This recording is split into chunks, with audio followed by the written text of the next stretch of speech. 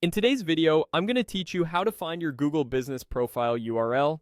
Having a direct link to your business profile makes it easy to share your listing with customers, add it to your website, or drop it into emails and social posts.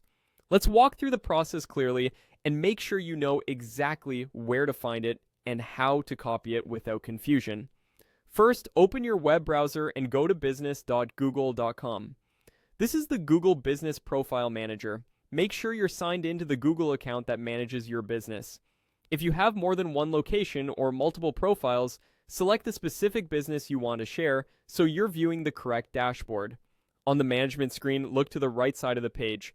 You'll see a panel with quick actions for your profile. Find the option labeled Share and click it. Depending on your screen size, this may appear as a button or an icon, and on smaller windows, it might be tucked under a More menu with 3 dots. If you don't see it immediately, widen your browser window or scroll slightly within that right-hand panel.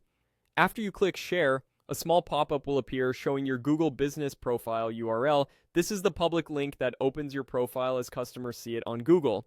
It's the same link you can include anywhere you want people to find your business on search or maps. Take a quick look to confirm it's for the correct business, especially if you manage multiple profiles.